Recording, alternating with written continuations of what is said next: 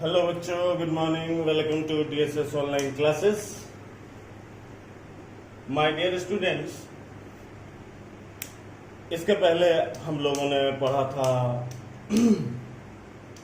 About motion in a plane, in which we have studied about vectors and projectile motion. Today we are going to start our new chapter, that is laws of motion. बच्चों, इसके पहले हम लोगों ने kinematics में acceleration, velocity, speed, सारी चीजें पढ़ी है. हम लोगों ने मोशन के बारे में पढ़ा, but we actually didn't study about the cause of motion. In this chapter we will study about motion and what are the causes of motion. जैसे हम किसी ऑब्जेक्ट पे अगर फोर्स अप्लाई करते हैं, ठीक है, अगर हम किसी भी ऑब्जेक्ट पे फोर्स अप्लाई करते हैं तो उसमें मोशन होता है, ठीक है. तो what is that cause of motion? We are applying external force on it. वैसे आगे हम लोग पढ़ेंगे कि दिस इज नॉट इंपॉर्टेंट कि अगर हम फोर्स अप्लाई कर रहे हैं तो मोशन होगा ही होगा, but for the sake of simplicity अभी हम लोग ये कह सकते हैं कि if we are applying force on any object it will produce motion. In class 9th you have already studied about force. What is force, my dear students? Look, force is an external effort in the form of push or pull. Force is an external effort in the form of push or pull. Okay? आपने characteristics force की पढ़ रखी है पहले से ही, तो ज्यादा discuss नहीं करेंगे हम लोग इस पे. अब कॉन्सेप्ट ये है कि फोर्स प्रोड्यूस कर रहा है motion. Okay, cause of motion here is force. But force के कॉन्सेप्ट को हम आगे बढ़ाएं इससे पहले हम लोग बात करना चाहेंगे एक छोटे से टर्म की. आप लोगों ने इसके बारे में पहले पढ़ा है, that is inertia. What is inertia, my dear students? Inertia is the inherent property of a body by virtue of which any object oppose any change in its state of rest or of uniform motion. Inertia क्या कहता है बच्चों? Inertia is the inherent property of a body by virtue of which it opposes any change in its state of rest or of uniform motion.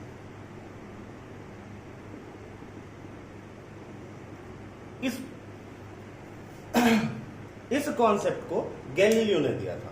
Galileo give this concept. उन्होंने बहुत मेहनत करी थी इसके पीछे इनर्शिया का कॉन्सेप्ट देने के लिए. एक उन्होंने इसके लिए एक्सपेरिमेंट भी किया था, उस एक्सपेरिमेंट के बारे में भी डिस्कस करेंगे. But the concept of inertia was given by mister Galileo, and according to this concept it is the inability of any object to change its state of rest or of uniform motion by itself. खुद से तो नहीं करेगा.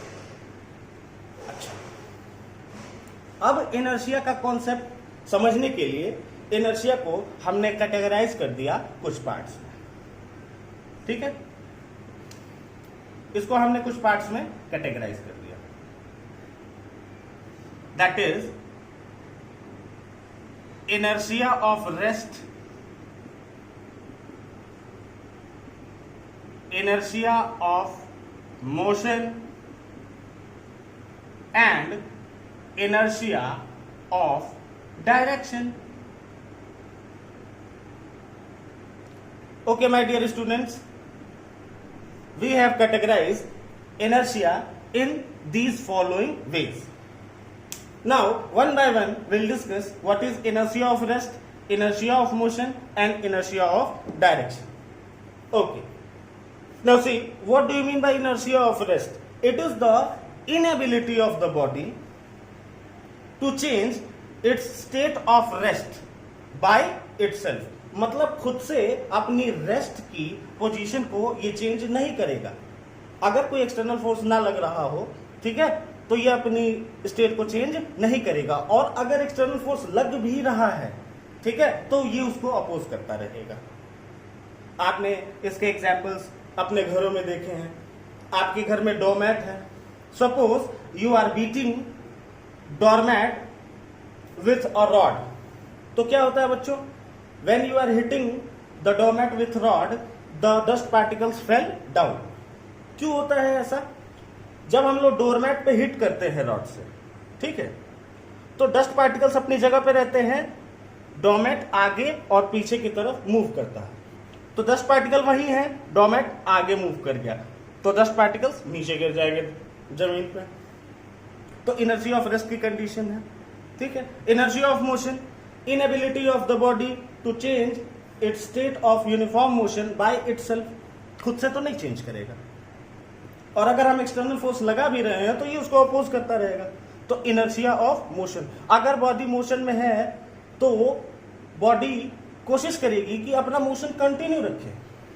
जैसे हम लोग जब बस में बैठते थे तो हमारे बॉडी का मोशन बस के मोशन के अकॉर्डिंग होता है। जैसे इफ बस suddenly starts going will fail backwards, if the bus is suddenly stopped by applying brakes, we will lean forward.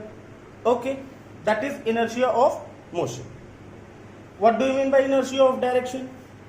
In inertia of direction, it is the inability of the body to change its direction by itself. खुद से तो ये कभी भी अपनी direction change नहीं करेगा जब तक कि कोई एक्सटर्नल फोर्स अप्लाई ना हो रहा हो। और एक्सटर्नल फोर्स अप्लाई होता भी है बच्चों, okay, then too it will oppose that external force. Suppose you are going on your bike and suddenly a sharp turn comes. What will happen my dear students? एक sharp turn आएगा तो क्या होगा? sharp turn आएगा तो आपकी body पे force लगता है बच्चों, you will feel that force, ठीक है। इनर्शिया ऑफ डायरेक्शन शायद इधर ना दिख रहा हो, I will write here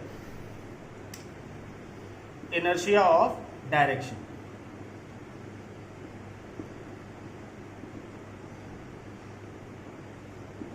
okay my dear students, the inertia has been categorized into these following categories: inertia of rest, motion and direction.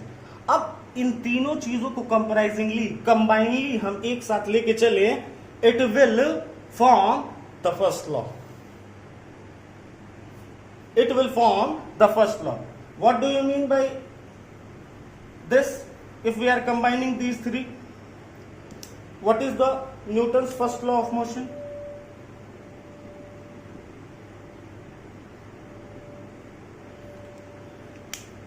If an object is in rest, it will continue to be at rest.